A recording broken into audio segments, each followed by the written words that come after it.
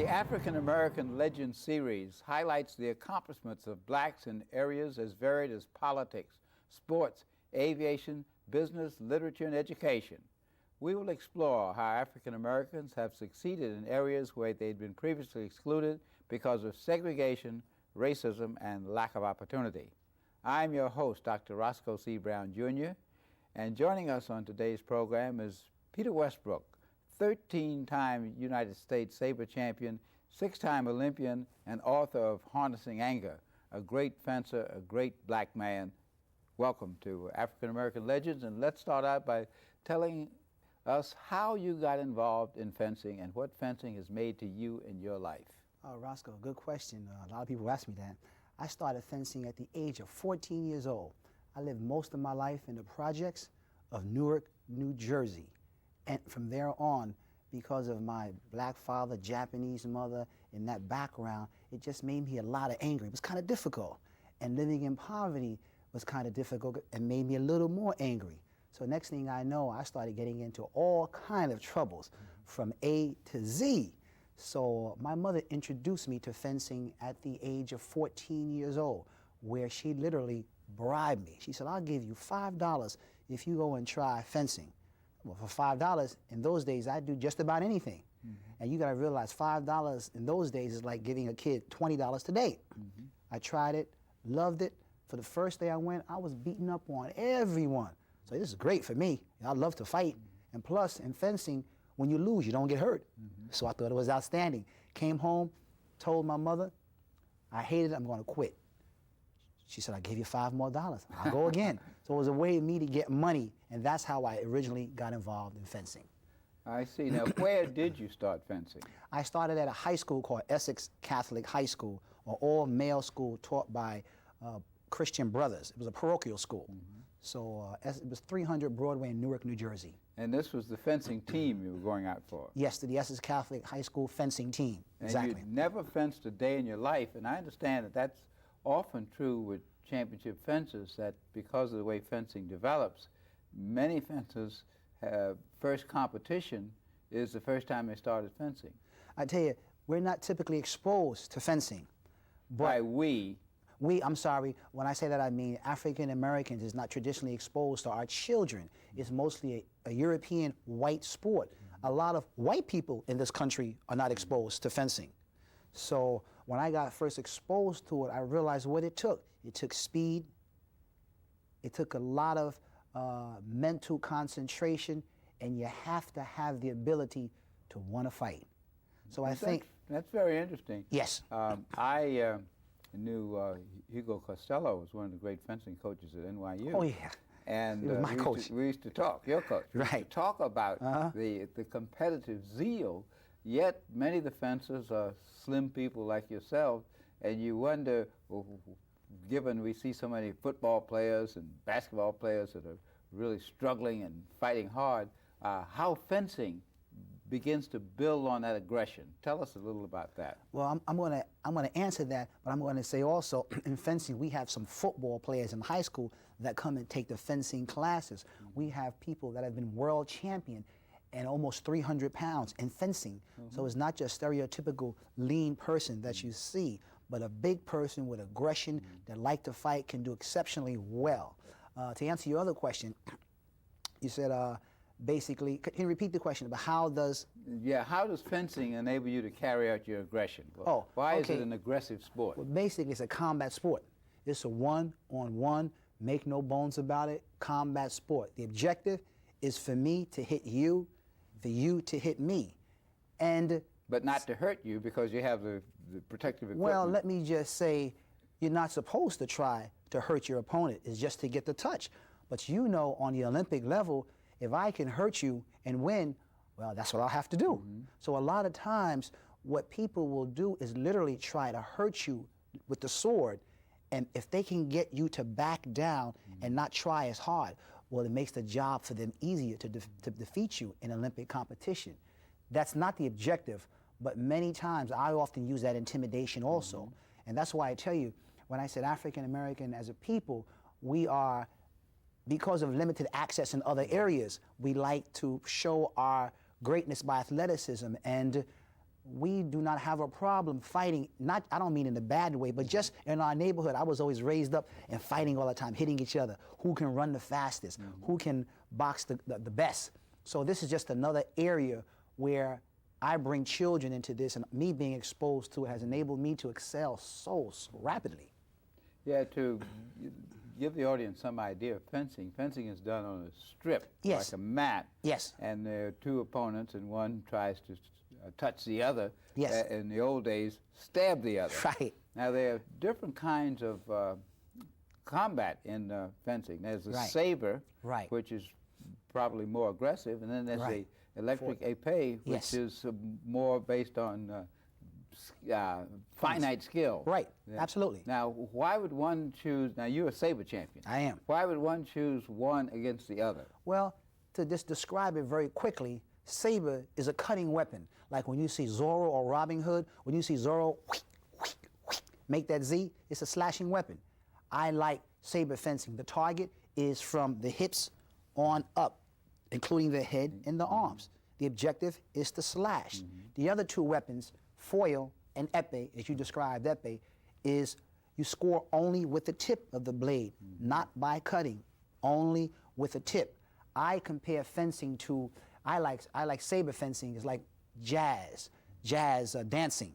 If I can compare it to something jazz, it's more of a freestyle, as opposed to the foil and the épée would be more like ballet dancing. So I like the ability to be a little more free form. For me, it lets my personality come out a little more. But I've seen some other people, African Americans, where they love foil, more of the ballet style, where a lot of their emotions are contained and the actual weapon is a little more contained itself. I'm one of those free-spirited individuals, Roscoe. Well, what role does footwork play? Because jazz and tap, that's footwork, but also ballet is footwork. Yes. What role does footwork play in the various types of weapons? Just like in most sports, as you just described, in ballet and jazz and football and baseball, the exceptional athlete, as in fencing, have outstanding, great footwork. To run in football, to run to try to get the play is not just the catch and the strength, but the agility of your feet have to be so outstanding, it's unbelievable. In fencing also, you have to be able to move up and down a 30-foot strip that's about 2.5 feet wide, and able to move back and forth and stop on a dime to hit your opponent at will. That takes an acute amount of footwork. So that's why I tell all our children, without great footwork, to be able to go 90 miles an hour and stop on a dime, or I tell them to stop on a penny, you really need to hone in on the footwork because it's mandatory. It's mandatory in all sports. How long did it take you to become a champion?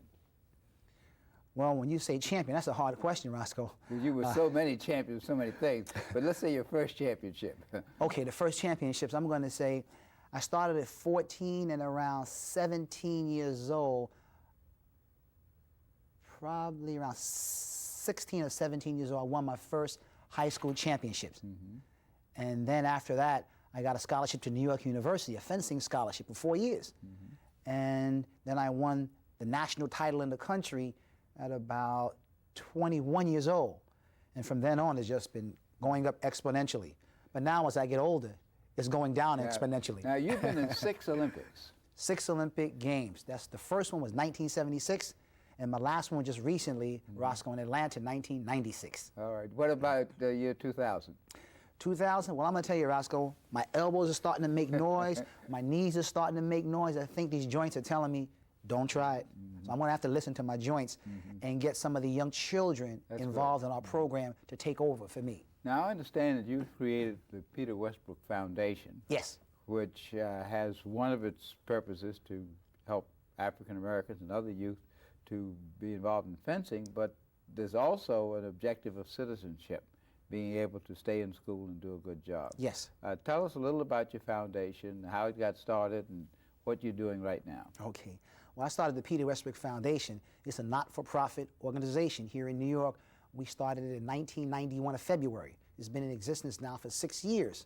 We teach fencing to inner-city youth, to African Americans predominantly, to Latinos, to whites. And the objective is to teach this sport to people that are not exposed to it, number one. And also, in my mind, as I made a presentation once at the Senate hearings in Washington, D.C., that a lot of the youth that you forget about, a lot of the youth that you write off, these children can bring us so many medals in the Olympic Games. And right now, our youth have represented the United States of America for the last 4 years at the Junior World Championships. And this year, for the first time, Roscoe, our children will represent the United States on its best team. The one I was on last year, well, the children from the foundation will represent America, and they will go to the next Olympic Games. But you just said something very importantly about academics. And we teach the children always, sport is not good enough. We stress academics, we stress social behavior. We have a tutoring program. So a lot of the kids and the parents have shared with me have moved from D students to B students.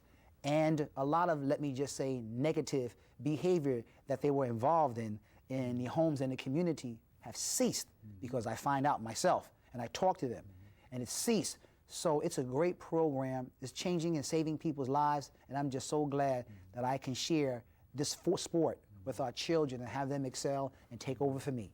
Well, that's what it's all about when you strive and challenge. Now, your book, Harnessing Anger, has an interesting title, and you talked about being angry as a young person. But how does fencing help young people and even adults to harness some of that anger? That's a very interesting concept. Well, I can say, like, everybody has anger. I don't care who you are, what generation, what color you are, what age category. We all have anger. I say, because I'm African American, we have even more anger, because if you've been oppressed and not given opportunities, anyone would get mad or angry at that. So what I do is expose the sport to our children, and with the anger that they have and the aggression that they have, they're able to almost vent it off in a healthy way, as opposed to fighting each other, as opposed to letting it out in other negative ways like I used to do. So this is a healthy way to get rid of your anger, to vent it off, and then you can start to begin to do other constructive things. The only downside is, Roscoe, sometimes with so much anger in the sport, so much in us, so much anger, I use it to make me excel so much, but sometimes it can come out at inappropriate times when you have so much anger. So the objective in the book, as in my life, was to harness this anger and not let it come out at inappropriate times when you don't want it to, when it's not healthy for you, and it still does. So you just have to kind of watch it and pull it back and kind of harness it to make it go in the direction that's going to help you grow. Yeah, many writers have said that any African American who's not angry is either in total denial, yes, or is living on another planet. And one of the things that we try to do as African Americans is to show, as I did with the Tuskegee Airmen, right, that African Americans can do anything anybody else can do, and do it with a certain level of excellence. Right. And in fencing, you certainly have shown that, and you give young people a chance to do that. Now, when they come to the foundation, which I imagine has headquarters in a school or yes, community agency, how long do they practice every day? Okay. What do they do? What kind of things do you have them do? Every Saturday morning on 71st Street and Broadway, we have classes from 9 to 12, 3 long hours. And it's taught by Olympians, by other Olympians, Olympic coaches from Hungary, Russia, Cuba. So we have a great program where we show them fencing footwork, running, getting in shape, of course, and after that, we put weapons in their hands. We give them a mask, jacket, and glove, and we show them exactly how to use the weapon correctly. And then after that program, we have another elite program during the weekday where we see that the kids show a lot of promise, they're dedicated. We take the super talented kids that are dedicated, bring them in full scholarship during the weekday, and these kids we train every day, 4 or 5 days a week, and these kids will go to the next Olympic Games. Now, is there a youth competition, like amateur athletic competition, yes, for fencers? Yes. I guess it's run by what, International Fencing Association? Yes, the United States Fencing Association, and the tournaments are throughout the country. So the foundation actually pays to fly these kids around the country, around the world to these tournaments. We pay some of the coaches that work for me. I mean, I do it from the grace of God, and I'm just so thankful how it saved my life. But some of these coaches, I can understand. They want to get paid. The grace of God is great, but these guys want to get paid. So we pay to teach. When you have 100 kids, I can't teach them all. So we pay these coaches from Hungary, Russia, Cuba to train the kids, work with them individually. And these kids are the ones that skills become so great. We fly them around to different tournaments in the United States. They may have to go to, let's say, 8, 9 different tournaments throughout the year. And at the end of the year, the athletes that have accumulated the most points from these tournaments get a chance to go to represent the United States. And my kids, most of them are going. Now, I noticed you mentioned that the coaches were from Hungary, Russia, Cuba. International, European, Yes. and Latin American. Yes. I notice you don't have any American coaches. Is that because fencing is not as well developed in America, or is it because the coaches that you have from these countries have developed better techniques or better disciplinarians? What's the reason for that? Well, first of all, you're asking me those acute kind of questions, and I'm going to have to answer it. The coaches that we have in America, mostly because they have other jobs, because they have other interests, because it doesn't pay as much. People in America have not sought out to make this their total career. The European coaches, because they didn't have opportunities in Russia, in the Soviet Union before, now Russia. In the Ukraine, we have Hungarian coaches. So that's how they made their livelihood and studied it for 10, 20 years. Now American coaches are starting to realize there's getting more money in fencing, more opportunities. So now we're starting to have individuals to dedicate their whole lives in coaching. But in order to be a great coach, you need to dedicate your whole life at sharpening the techniques, and Americans are just weren't willing to do that, and they are so now. But I'll tell you one thing, Roscoe, the European coaches that we have, and because we have so many predominantly African Americans in our program, I see sometimes there not only is a cultural difference, but just a communication difference or difficulty. And sometimes the European coaches, when they're teaching our kids, really don't know how to relate or just how to just communicate with the kids. That's where I always have to have me or other African Americans involved to show the kids and tell them this is what he meant, this is what he didn't mean, and vice versa. Because sometimes when you have a cultural difference, you can get stuck and not able to progress and do what we have to do. Now, who supports your foundation? I know you're raising money all the time. Yes. But basically, how did you get your initial support, and how do you continue to support the foundation? As you said, we're a never-ending process raising money, but our support at present is from the United States Olympic Committee, from great philanthropists, Neil Diamond, Bill Cosby, it's a beverage company, Phoenix Beverage Inc.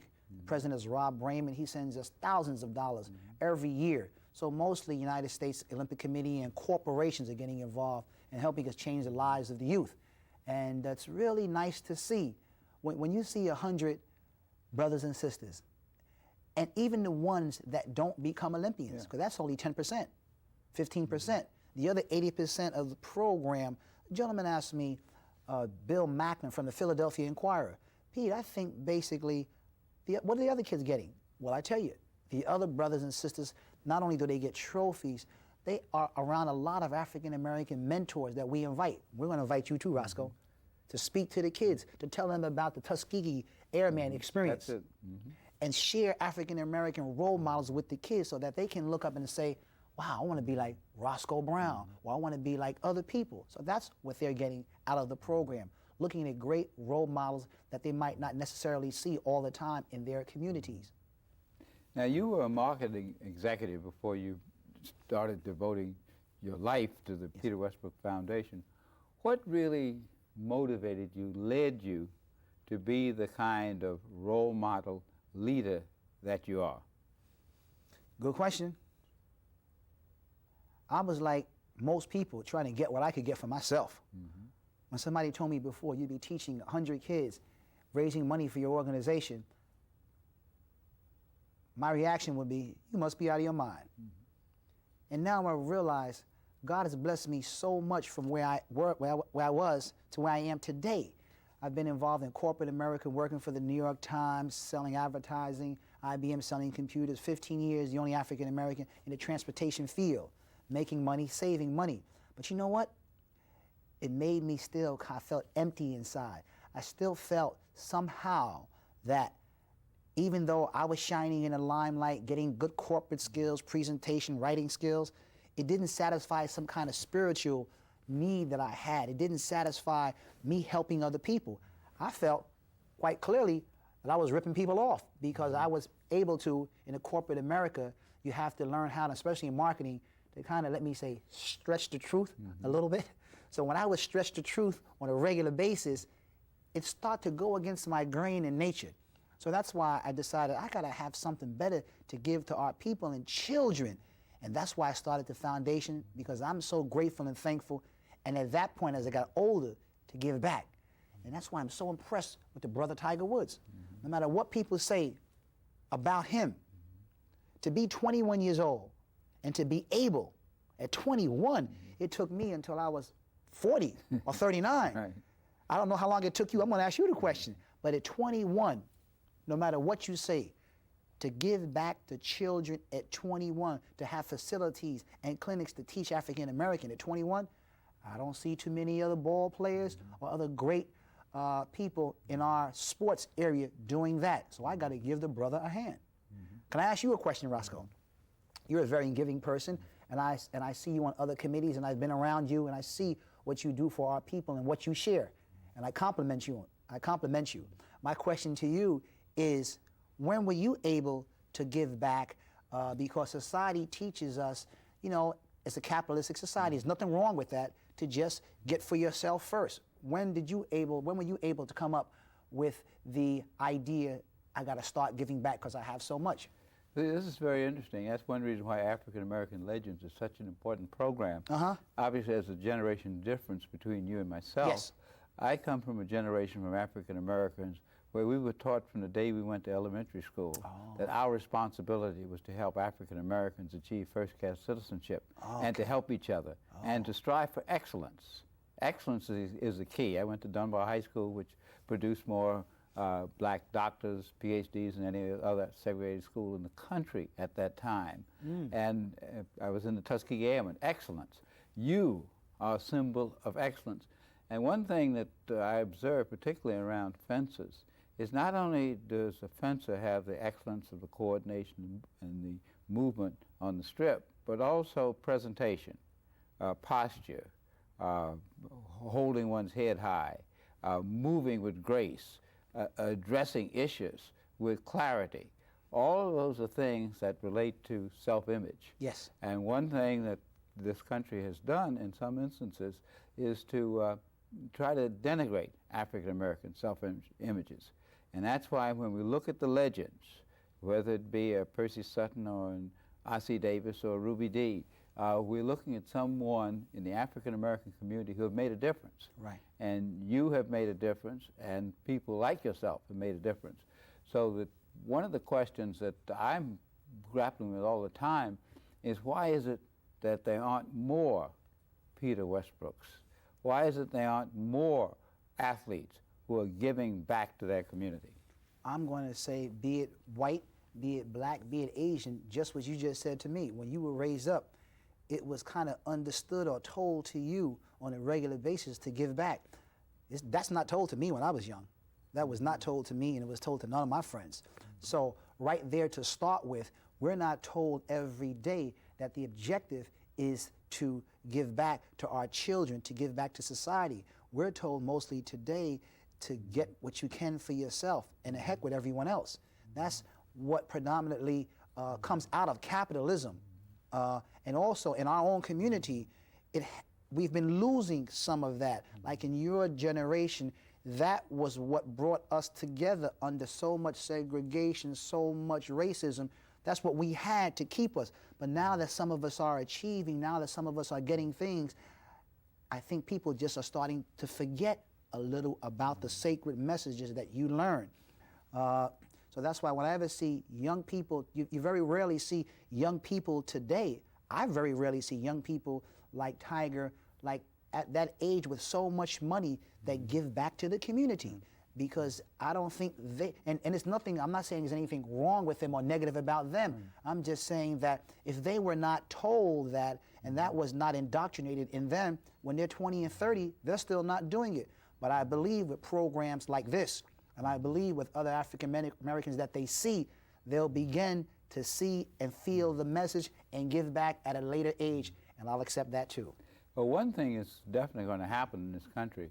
By the year 2050, half of this country will be people of color. And that means that people of color, African Americans, Latinos, Asians, will be responsible for the direction of this country. And the human race is still a human race. Right. People need food, clothing, shelter, and self-respect. And having programs like the one that you've started at the Peter Westbrook Foundation will help us to develop that. Having people talk about these issues. As I said, I grew up in segregation, and the idea was to break the shackle of segregation, which we did in 1954. But the thing that African Americans have to continue to do is to strive for excellence, to strive to be the best they can be. Not everyone, as you say, is going to be an Olympic champion. Right. But you can develop respect, you can develop your body, you can develop your mind to the maximum, and of course you can respect people. Yes. And that's the most important thing that anybody can do. And that's what I've been trying to do, and that's why we teach our children, and that's why we have this book here for all our children and people to read. And I'm going to ask you a question. This is the book, memoirs that I came up with, and we're getting great reviews like from Booklist, from Publishers Weekly.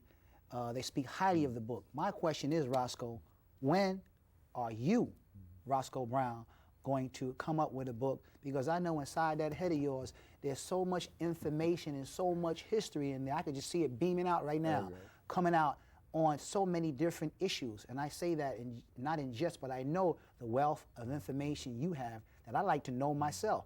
So when are you going to come out with something so that I can read, so I don't have to keep picking your brain? I accept the challenge. I think that's an excellent challenge. I think all of us who participated in this African-American diaspora need to tell our stories, and I will be doing that. We've been talking with Peter Westbrook of the Peter Westbrook Foundation, and we've been learning a lot about how he and the area that he works in contributes to the improvement of life for everyone in this society. Thanks for being with us on today's African American Legends.